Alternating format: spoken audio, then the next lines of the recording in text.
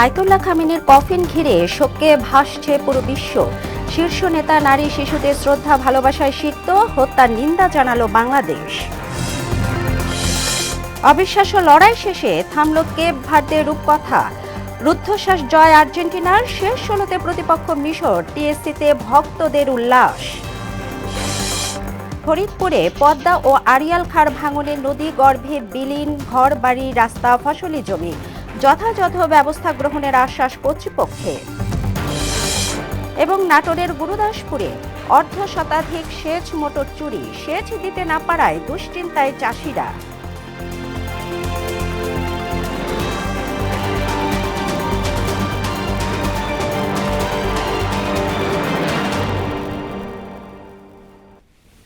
আসসালামু আলাইকুম, মোহনা সংবাদে স্বাগত। শুনছিলেন শিরোনাম, পুরো সংবাদে আপনাদের সঙ্গে আছি তাবশিরা লিজা। শুরুতেই আয়াতুল্লাহ আলী খামেনির জানাজা ও দাফন প্রক্রিয়ার খবর।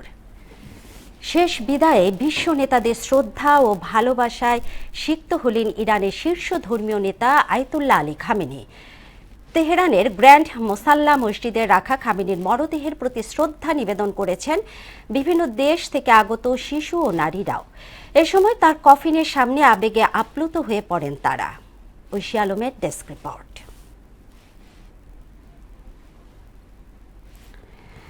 দর্শক, রিপোর্টটি প্রক্রিয়াধীন আছে, আমরা চলে যাচ্ছি পরের সংবাদে। আয়াতুল্লাহ আলী খামেনি ইসলামী প্রজাতন্ত্র ইরানের সর্বোচ্চ নেতার নাম। মার্কিন আগ্রাসনের শিকার হয়ে অবসান ঘটে খামেনির ৩৬ বছরের বর্ণিল রাজনৈতিক অধ্যায়ের।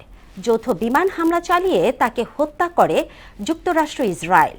পশ্চিমা বিশ্বের কট্টর বিরোধী এবং মধ্যপ্রাচ্যে নিজস্ব প্রভাব বলয় তৈরিতে তিনি ছিলেন এক আপোষহীন চরিত্র। দরিদ্র পরিবার থেকে ক্ষমতার শীর্ষে উঠে এসেছিলেন আয়াতুল্লাহ আলী খামেনি। তার সেই উত্থান পতন, ক্ষমতা ও ইতিহাস নিয়ে রুমানা রুমার বিশেষ প্রতিবেদন।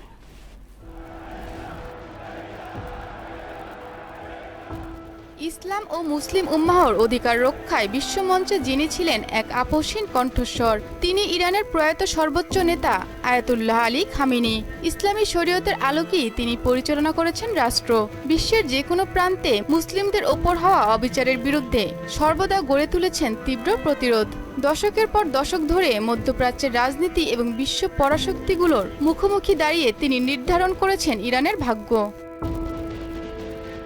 ১৯৩৯ সালে মাশহাদের এক সাধারণ ধর্মীয় পরিবারে জন্ম নেওয়া খামেনি ১৯৬০-এর দশকে জড়িয়ে পড়েন শাহবিরোধী আন্দোলনে। শাহ মোহাম্মদ রেজা পাহলভীর বিরুদ্ধে সরাসরি বিক্ষোভে জড়িয়ে কারাবরণ করেন আলী খামেনি।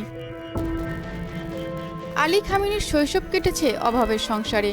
দরিদ্র পরিবার থেকে ক্ষমতার শীর্ষে উঠে এসেছিলেন আয়াতুল্লাহ খামেনি। ছাত্র থাকাকালে মিস্টার খামেনি ১৯৫৫ সালে কোমে একটি সভায় যোগ দেন। সেখানে আয়াতুল্লাহ রুহুল্লাহ খোমেনির সঙ্গে তার দেখা হয়, যার নেতৃত্বে পরে ইরানের ইসলামী প্রজাতন্ত্র প্রতিষ্ঠা হয়। আয়াতুল্লাহ রুহুল্লাহ খোমেনির আদর্শে অনুপ্রাণিত হয়ে বহুবার কারাবরণ করেন তিনি।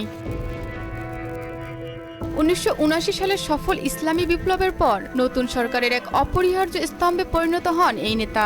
সে সময় বিপ্লবী পরিষদে দায়িত্ব পান আলী খামেনি। পরবর্তীতে তিনি উপ-প্রতিরক্ষা মন্ত্রী হন এবং ইসলামী বিপ্লবী গার্ড কোরকে সংগঠিত করতে সহায়তাও করেন। এই বিপ্লবী গার্ড ইরানের অন্যতম শক্তিশালী প্রতিষ্ঠানে পরিণত হয়। ১৯৮১ সালের জুন মাস তেহরানের একটি মসজিদে বোমা হামলায় তিনি গুরুতর আহত হন। অলৌকিকভাবে বেঁচে গেলেও চিরতরে পঙ্গু হয়ে যায় তার ডান হাত। তবে তিনি দমে যাননি। একই বছর ইরানের তৃতীয় রাষ্ট্রপতি হিসেবে দায়িত্ব নেন। ইরান ইরাক যুদ্ধের সেই কঠিন দিনগুলোতে শক্ত হাতে সামলান দেশের অভ্যন্তরীণ রাজনীতি ও যুদ্ধক্ষেত্র। ১৯৮৯ সাল ইমাম খোমেনির প্রয়াণের পর ইরানের সর্বোচ্চ নেতার আসনে বসেন আলী খামেনি। পশ্চিমা নিষেধাজ্ঞা সত্ত্বেও ইরানের পারমাণবিক কর্মসূচি এগিয়ে নেওয়া এবং মধ্যপ্রাচ্যে প্রতিরোধ গড়ে তোলাই ছিল তার প্রধান নীতি। ৩ দশকেরও বেশি সময় ধরে ইরানের সর্বোচ্চ নেতা হিসেবে দায়িত্ব পালনের পর ২০২৬ সালের ২৮ ফেব্রুয়ারি শনিবার যুক্তরাষ্ট্র ইসরায়েলের যৌথ বিমান হামলায় অবসান ঘটে ৮৬ বছর বয়সী এই বিশ্ব নেতার। তবে বিশ্ব রাজনীতির ইতিহাসে আয়াতুল্লাহ আলী খামেনি নাম খোদাই করা থাকবে এক আপোষহীন ও কট্টরপন্থী রাষ্ট্রনায়ক হিসেবে। রুমানা রুমা, মোহনা সংবাদ। এবার ফুটবল বিশ্বকাপের খবর।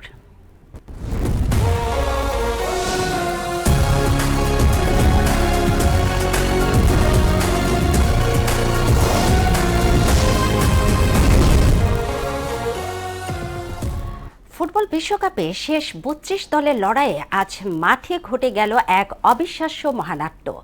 দুইবার পিছিয়ে পড়ার শঙ্কা উড়িয়ে অতিরিক্ত সময়ের উত্তেজনার পর কেপ ভার্দেকে ৩-২ গোলে হারিয়ে শেষ ১৬ নিশ্চিত করেছে বিশ্ব চ্যাম্পিয়ন আর্জেন্টিনা। অন্যদিকে টেক্সাসের মাঠ কাঁপিয়ে টাই ব্রেকারের স্নায়ুযুদ্ধে অস্ট্রেলিয়াকে ৪-২ ব্যবধানে হারিয়ে ইতিহাস গড়েছে আফ্রিকান পরাশক্তি মিশর। বিস্তারিত মুশিউর রহমানের রিপোর্টে। মিয়ামির হার্ড রক স্টেডিয়ামে ম্যাচের শুরু থেকেই আক্রমণাত্মক ফুটবল উপহার দেয় আর্জেন্টিনা। ম্যাচের ২৯ মিনিটে ডেডলক ভাঙেন অধিনায়ক লিওনেল মেসি। বিশ্বকাপে নিজের রেকর্ড ২০তম গোলটি করে দলকে ১-০তে এগিয়ে দেন তিনি।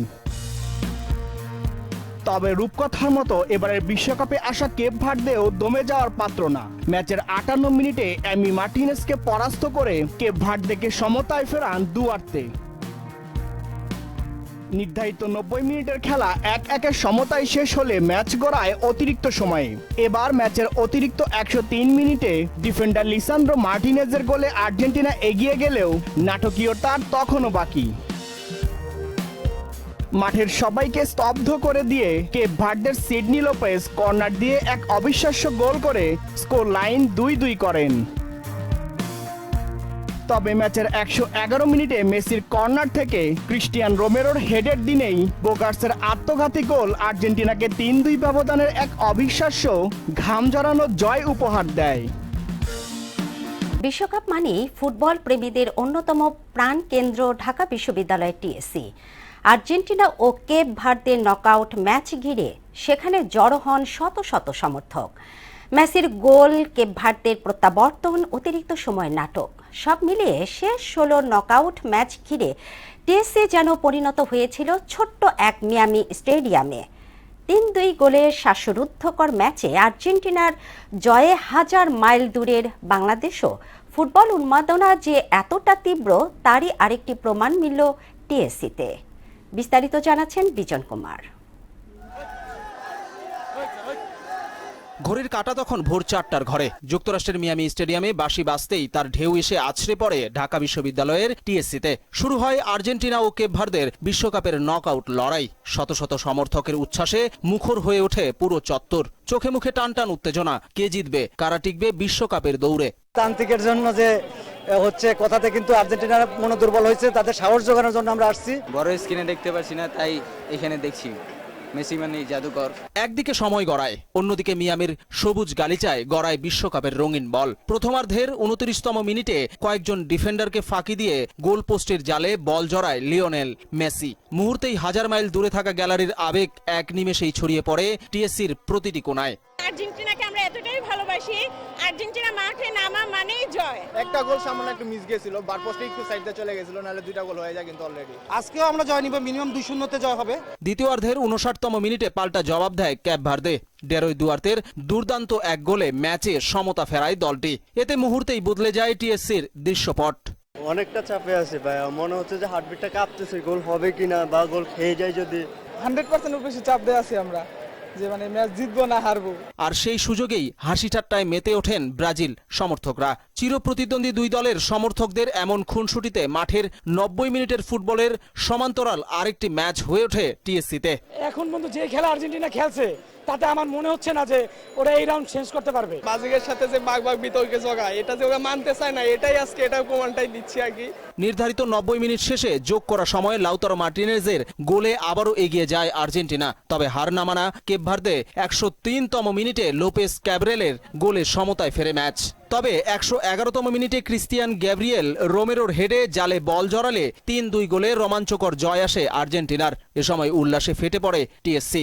আল্লাহরে বলছে, আল্লাহ এবারের জন্য হলো আমারে, মানে এবার আমাদের জন্য উঁচা করে আমরা যেতে পারি। লাস্ট মোমেন্টে একটা গোল দিয়ে দিয়েছে, ভালো লাগছে। শেষ পর্যন্ত হারলেও লড়াকু কেপ ভার্দে জিতে নিয়েছে ফুটবল প্রেমীদের শ্রদ্ধা।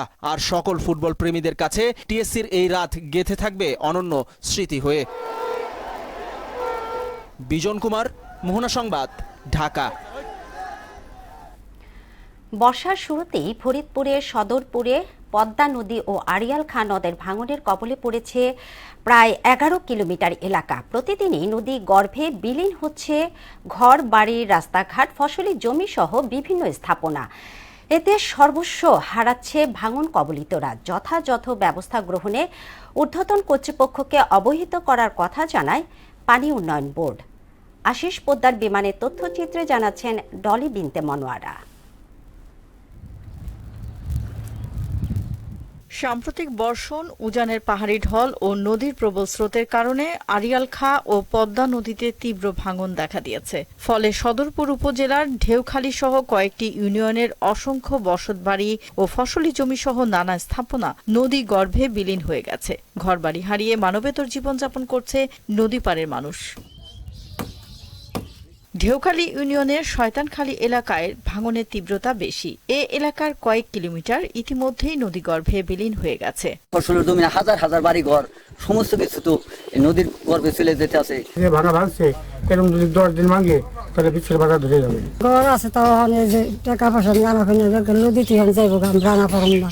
আমরা খুব অসহায়ের মধ্যে আছি। ভাঙন রোধে দ্রুত ব্যবস্থা না নেওয়া হলে ভাঙনের কবলে পড়বে শয়তানখালী বাজার সহ বিভিন্ন স্থাপনা। তাই অবিলম্বে ভাঙন রোধে কার্যকর ব্যবস্থা গ্রহণের দাবি স্থানীয়দের। শিক্ষা প্রতিষ্ঠান, আশ্রয় কেন্দ্র এবং গ্রামের এই যে আমরা যে মূল্যবান জায়গা জমি চাষাবাদ করে আমরা যে বেঁচে আছি, আমরা এখন কিভাবে বেঁচে থাকবো এই আশায় আমাদের রাত্র দিন ঘুমারাম। 10 কিলোমিটার দূরে আমাদের এই নদীটা ছিল, তো আজকে বান হবে, কালকে বান হবে, সেই বান তো হচ্ছেই না। সরকারের কাছে আবেদন, আমাদের যদি গরিব মানুষের জন্য উনি যদি একটা বেড়িবাঁধের ব্যবস্থা করে দিত, মনে হয় আমাদের জন্য অনেক ভালো হতো। আপৎকালীন ব্যবস্থা গ্রহণের লক্ষ্যে চিঠি পাঠানো হয়েছে। বরাদ্দ পাওয়া গেলে ব্যবস্থা নেওয়া হবে বলে জানালেন নির্বাহী প্রকৌশলী। এখানে স্থায়ী নদীটি সংরক্ষণ হবে ব্লক এবং জিওব্যাগের মাধ্যমে। আশা করি খুব দ্রুত আমরা প্রকল্পটাকে প্রণয়ন করে আমাদের মন্ত্রণালয়ে প্রেরণ করতে পারবো। আর বর্তমানে যে পরিস্থিতি তৈরি হয়েছে, যদি জনগণের জানমাল, সহায় সম্বল এবং বসতবাড়ি, রাস্তাঘাট যদি বিলীন হওয়ার সম্ভাবনা তৈরি হয়, তাহলে আমরা আপৎকালীন ব্যবস্থা নেব।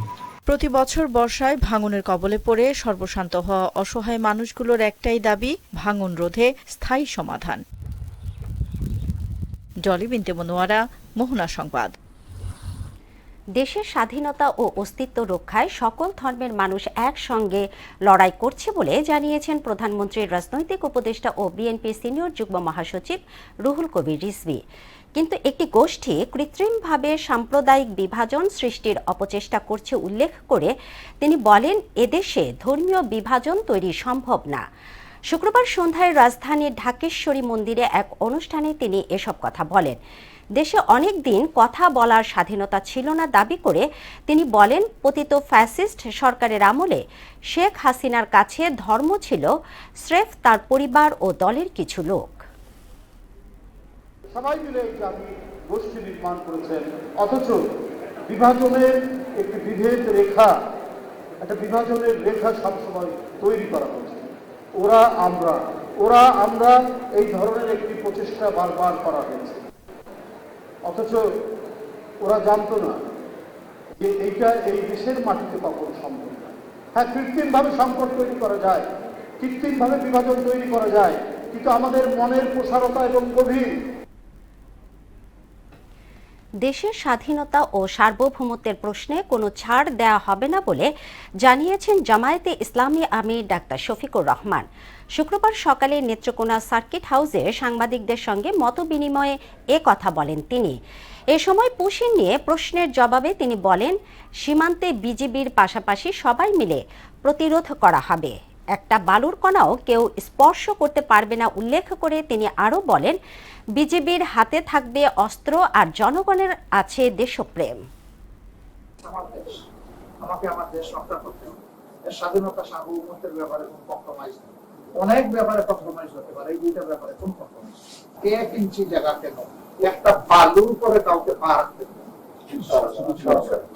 এই জায়গায় আমাদের বিজিবির পাশাপাশি আমরা সবাই বিজিবি হয়ে আমরা ওখানে দাঁড়াতে পারছি।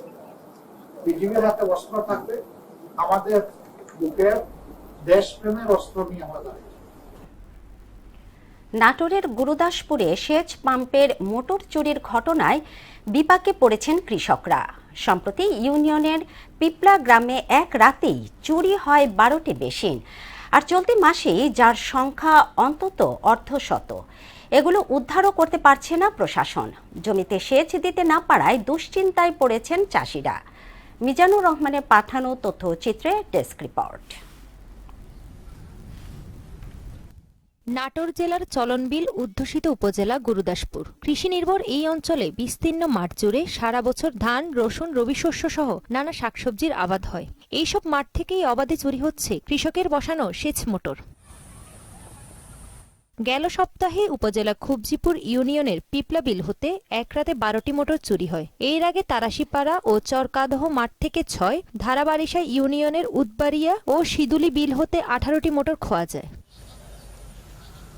থানায় অভিযোগ দিয়েও কৃষিকাজে ব্যবহৃত এসব যন্ত্রের একটি উদ্ধার করা সম্ভব হয়নি। জমিতে সেচ দেয়া নিয়ে শঙ্কায় পড়েছেন কৃষকরা। একদিকে ফসলের ন্যায্য মূল্য না পাওয়া, অন্যদিকে সেচ মোটর চুরি। সব মিলিয়ে চাষাবাদে অনীহা বাড়ছে কৃষকের, কমছে আবাদ। থানাতে অভিযোগ করার পর এখনো পদক্ষেপ নেয়নি। এখন যে আমি মাঠেই বসে আছি, আমার জমিগুলো ফাটে গেছে, পানি দেওয়ার মতো কোনো ব্যবস্থা নেই। 2টা মোটর চালা এই ফালে করে গরু বাছুর পাইলে এই ফালে চলে আমরা। আমার মোটর চুরি হয়েছে, মোটরের দাম 40,000 টাকা। এখন আমি দিশেহারা।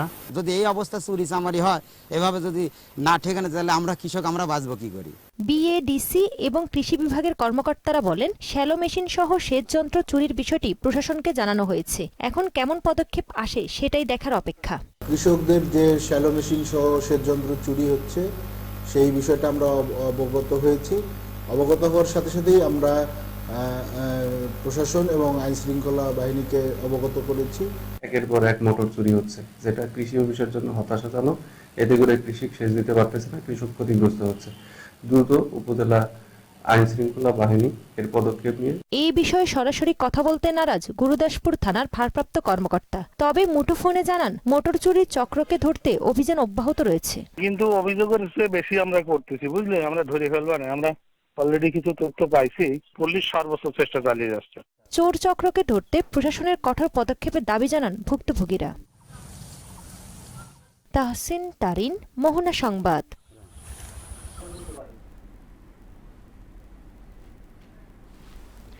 দর্শক, শুরুতেই যেমনটা বলেছিলাম, আয়াতুল্লাহ আলী খামেনির জানাজা ও দাফন প্রক্রিয়ার রিপোর্টটি আমাদের হাতে প্রস্তুত হয়েছে, চলে এসেছে। আমরা চলে যাচ্ছি রিপোর্টটিতে।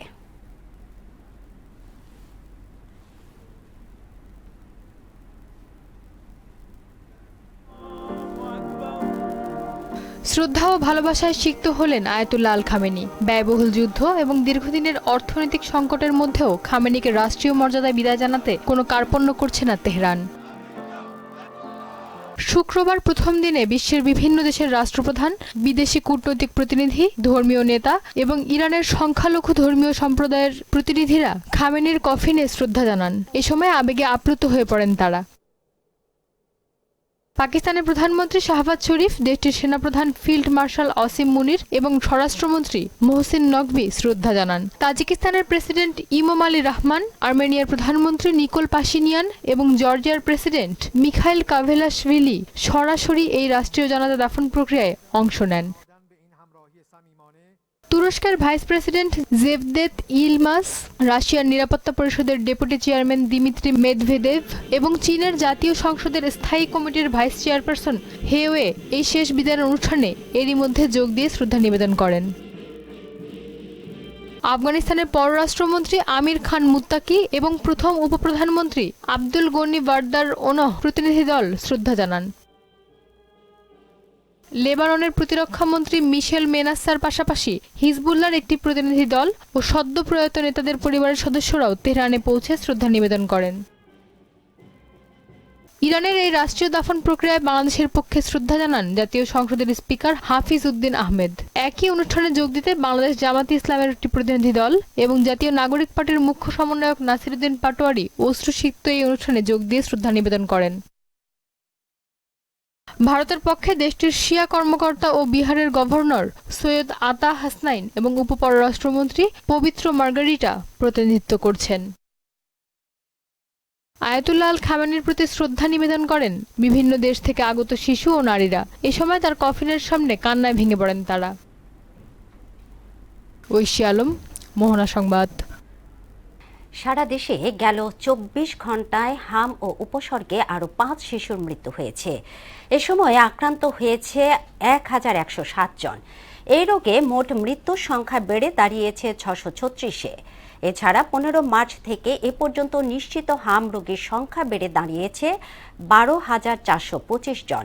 বিকেলে স্বাস্থ্য অধিদপ্তরের নিয়মিত প্রতিবেদনে এ তথ্য জানানো হয়।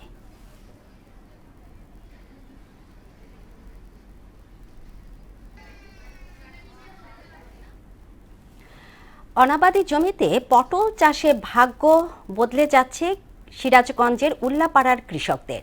ভালো ফলন ও ন্যায্য মূল্য পাওয়ায় কৃষকদের মুখে হাসি ফুটে উঠছে। কৃষি বিভাগের পরামর্শ ও আধুনিক চাষাবাদ পদ্ধতি কাজে লাগিয়ে কৃষকদের ভাগ্য বদলে যাচ্ছে। সোহেল রানার প্রতিবেদন জানাচ্ছেন মাহমুদা আক্তার। বছরের পর বছর পড়ে থাকা অনাবাদি জমিতে পটল চাষ করে স্বাবলম্বী হয়ে উঠছেন সিরাজগঞ্জের উল্লাপাড়ার কৃষকরা। আধুনিক কৃষি প্রযুক্তি ব্যবহারের মাধ্যমে পটল চাষ করছেন তারা। জেলায় এবার বাড়ি পটল 1, বাড়ি পটল 2 ও হাইব্রিড সহ দেশি জাতের পটল চাষ হচ্ছে। কম খরচে ও স্বল্প পরিশ্রমে ধানের চেয়ে কয়েক গুণ বেশি লাভ হওয়ায় অনেক কৃষক এখন পটল চাষে ঝুঁকছেন, যা তাদের ভাগ্যের চাকা ঘুরিয়ে দিচ্ছে। এই জমিগুলো তো আগে অনাবাদি ছিল, পরিত্যক্ত ছিল, এই জন্য আবাদ বসাতে হতো না। নদী কাটার পরে মাটি দিয়ে ভরাট করার পরে এই জমিগুলো আবাদে বুঝে খাওয়ার পরে আমরা পটল চাষ করি। পটল চাষ করতেছি আমি হলো 3 বছর হলে আছে। 3 বছর দিন ইনশাআল্লাহ লাভ ভালো, ফলনও ভালো। আমরা পটলগুলো 3 দিন পর পর উঠাই। মোটামুটি আমাদের এখানেই আড়তে হাট লাগানো হয়েছে, ওই জায়গা থেকে বিক্রি করি। আমি লেখাপড়ার পাশাপাশি প্রতিদিন সকালে আমার বাবার সাথে আমি এই পটল টালে এসে পটল তুলে আমার বাবাকে গুছিয়ে দিই। 35 শতক জমিতে 50-60 হাজার টাকা খরচ হয়েছে, কিন্তু আমি অলরেডি 1.5 লক্ষ টাকার উপরে বিক্রি করছি। আমরা এটা বেশি অনেক স্বাবলম্বী হচ্ছি, আমাদের সংসার অনেক ভালো মতো চলছে এবং আমরা সঞ্চয় করতে পারছি। প্রতিদিন ভোরে কৃষকরা পটল তুলে স্থানীয় আড়তগুলোতে বিক্রি করে থাকে, আর আড়ত থেকে ঢাকা সহ বিভিন্ন জেলায় পাইকাররা কিনে নিয়ে বিক্রি করে। কৃষকদের কাছ থেকে কিনি এবং পটলের মান ভালো, বিভিন্ন জায়গায় বিক্রি করি। কিছু পটল ঢাকাতে বিক্রি করি, কিছু সিরাজগঞ্জ উপজেলা, মনে করেন যে প্রত্যেকটা উপজেলাতে আমরা পাঠাই। পটল চাষীদের পরামর্শ এবং কারিগরি সহায়তা দেওয়ার কথা জানায় কৃষি বিভাগ। আমরা কারিগরি সহায়তা সেটা নিয়মিত দিয়ে আসতেছি এবং বাজার মূল্য ভালো পেলে আমার মনে হয় যে আমাদের ক্ষীরা, সরিষার পাশাপাশি পটলের মতো একটা উচ্চমূল্যের ফসল চাষাবাদ করে উল্লাপাড়ার কৃষকরা লাভবান হবে। চলতি মৌসুমে উল্লাপাড়া উপজেলায় 45 হেক্টর জমিতে পটল চাষাবাদ হয়েছে। মাহমুদা আক্তার, মোহনা সংবাদ। চাঁপাইনবাবগঞ্জের শিবগঞ্জ উপজেলার সোনা মসজিদ চাকপাড়া সীমান্তে ভারতীয় সীমান্তরক্ষী বাহিনী বিএসএফ কর্তৃক পুশিনের চেষ্টার অভিযোগ উঠেছে। শুক্রবার রাত 10:30টায় সীমান্তের 184/3S নম্বর সীমান্ত পিলারের কাছে এ ঘটনা ঘটে। স্থানীয়রা জানান, পুশিনের চেষ্টা টের পেয়ে সীমান্ত এলাকায় বসবাসরত লোকজন দ্রুত সেখানে জড়ো হন। একই সঙ্গে বিজিবি সদস্যরাও ঘটনাস্থলে অবস্থান নিয়ে পরিস্থিতি পর্যবেক্ষণ এবং পুশিনের চেষ্টা প্রতিহত করতে সতর্ক অবস্থান গ্রহণ করেন। বিএসএফ নাকি পুশিনের চেষ্টা করছে, তখন কিন্তু চারদিক থেকে আমাদের মাইকিং শুরু হয়ে গেছে। তৎক্ষণাৎ শোনার সাথে সাথে আমরা কেউ লাঠি, কেউ যে হাতে পেয়েছে সেটা নিয়ে আমরা সীমান্ত এলাকায় এসেছি এবং আমরা পুশিনে বাধা দেওয়ার জন্য চেষ্টা করছি। বিজিবি আমাদের সাথে আছে। এবার সারা দেশে অনুষ্ঠিত সভা সমাবেশ নিয়ে প্রতিনিধিদের পাঠানো তথ্য ও চিত্রে ডেস্ক রিপোর্ট। জলবায়ু পরিবর্তন মোকাবিলায় ফরিদপুরে বৃক্ষরোপণ ও আলোচনা সভা অনুষ্ঠিত হয়েছে। নরসিংদীর নুরালাপুর ইউনিয়নে আগুনে পুড়ে যাওয়া ক্ষতিগ্রস্ত পরিবারকে আর্থিক সহায়তা প্রদান করেন সংসদ সদস্য অ্যাডভোকেট শিরিন সুলতানা। নাটোরের বড়াই গ্রামে বনপাড়ায় বিশ্ব ব্যাংকের অর্থায়নে সড়ক, ড্রেন ও সড়কপাতি নির্মাণ প্রকল্পের উদ্বোধন করেন নাটোর 4 আসনের সংসদ সদস্য মোহাম্মদ আব্দুল আজিজ। চাঁপাইনবাবগঞ্জে সোনা মসজিদে গৃহবধূ সুমাইয়াকে হত্যার প্রতিবাদ, খুনিদের দ্রুত গ্রেফতার ও বিচারের দাবিতে মানববন্ধন অনুষ্ঠিত হয়েছে। নাটোরের গুরুদাসপুরে যুবদল, স্বেচ্ছাসেবক দল ও ছাত্র দলের যৌথ মতবিনিময় সভা অনুষ্ঠিত হয়েছে। প্রধানমন্ত্রী ত্রাণ তহবিলের বিশেষ বরাদ্দের আওতায় নোয়াখালীর কবিরহাটে অসহায় ও দুস্থ নারীদের মাঝে আর্থিক সহায়তা প্রদান করেন নোয়াখালী 5 আসনের সংসদ সদস্য আলহাজ মোহাম্মদ ফখরুল ইসলাম। নওগাঁয় হেল্পলাইন হ্যালোয়ের ৬ষ্ঠ প্রতিষ্ঠাবার্ষিকী উপলক্ষে বৃক্ষরোপণ ও চিকিৎসা সহায়তা প্রদান করা হয়েছে। টেকসই উন্নয়ন ও সবুজ বাংলাদেশ গড়ার লক্ষ্যে জামালপুর জেলা যুবদলের আয়োজনে বৃক্ষরোপণ কর্মসূচি অনুষ্ঠিত হয়েছে। বগুড়ার সোনাতলায় ক্ষুদ্র ও প্রান্তিক কৃষকদের মাঝে বিনামূল্যে কৃষি প্রণোদনা বিতরণ এবং সবুজ সাথী উচ্চ বিদ্যালয় বৃক্ষের চারা রোপণ করেন সংসদ সদস্য আলহাজ কাজী রফিকুল ইসলাম। ঝিনাইদহে নানা আয়োজনে নবগঙ্গা ফিটনেস একাডেমির প্রতিষ্ঠাবার্ষিকী পালিত হয়েছে।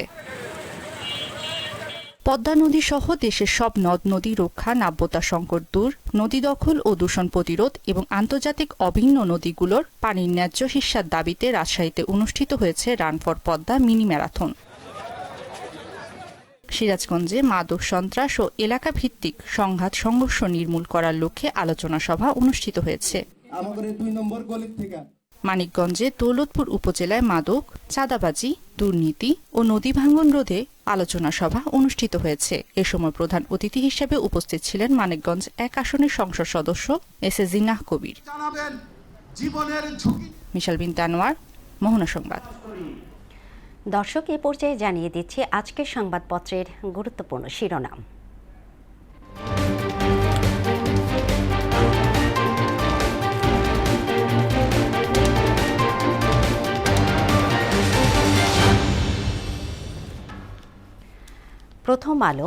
প্রথম আলো শিরোনাম করেছে, পাঠদানে শিক্ষক কম, প্রধান শিক্ষক নেই ৫৫% বিদ্যালয়ে, মহানাটকের পর পর্তুগাল।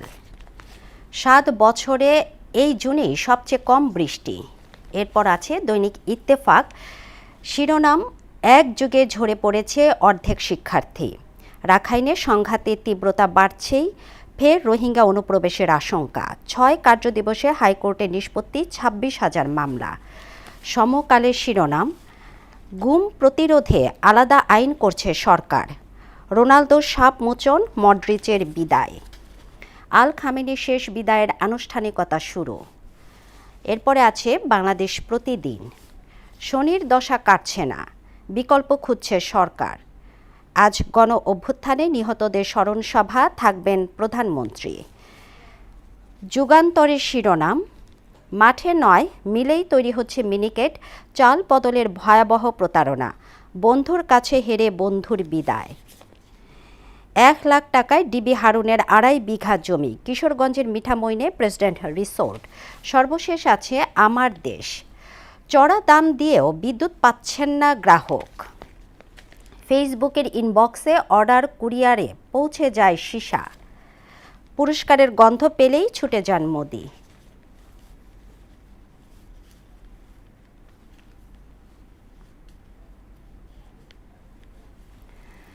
দর্শক, এই ছিল সংবাদপত্রের গুরুত্বপূর্ণ শিরোনাম। শেষ করব মোহনা সংবাদ, তবে যাবার আগে শিরোনামগুলো আরও একবার।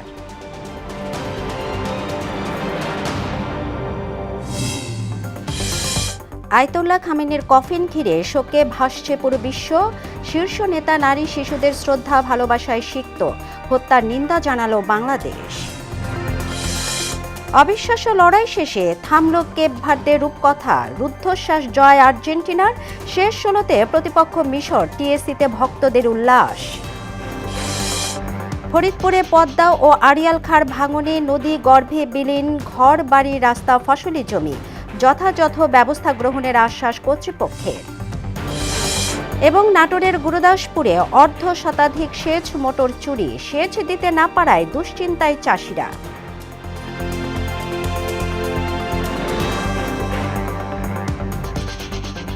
এই ছিল মোহনা সংবাদে। পরবর্তী সংবাদ দুপুর ১টায়। এর আগে বেলা ১১টায় দেখুন সংবাদ এক নজরে।